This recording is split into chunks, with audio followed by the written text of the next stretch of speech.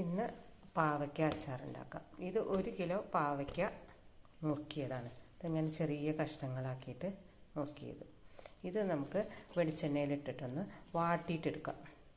എണ്ണയൊക്കെ ഒന്ന് ചൂടായി നമുക്ക് പാവയ്ക്ക ഇതിലിട്ട് വഴറ്റിയിട്ടാണ് 2 സ്പൂണ് ഉപ്പിടാം. കയറ്റയ്ക്ക കൊണ്ട് നല്ലോണം കയപ്പുണ്ടാവും. അപ്പം ഇത് വാടി വരുമ്പോഴേക്ക് നമുക്ക് വറവൊക്കെ തയ്യാറാക്കിയിട്ട് ഇതിനകത്ത് ഒഴിക്കാം.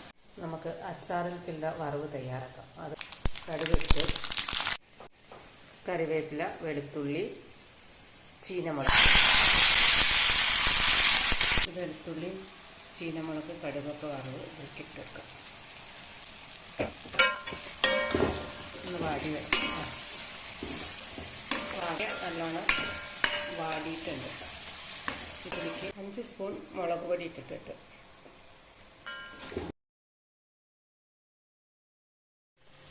കായപ്പൊടി ഇട്ടിട്ടുണ്ട്. പുളിവെള്ളം ഒഴിച്ച് കൊടുക്കുന്നുണ്ട്. ശർക്കര പാനി വെച്ചിട്ടുണ്ട്.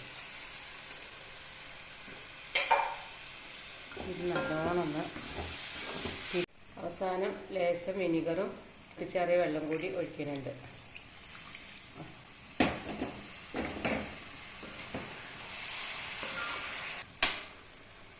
സ്റ്റൗ ഒക്കെ ഓഫ് ചെയ്തിട്ട് കുറച്ചും കൂടി കറിവേപ്പില ഇട്ട് കൊടുക്കാം. എന്നിട്ടൊന്ന് ഇളക്കി വയ്ക്കാം. ഇത് ചൂടാറിയിട്ട് കുപ്പിയിലാക്കി വയ്ക്കാം. ഉണ്ടാക്കി നോക്കണേ.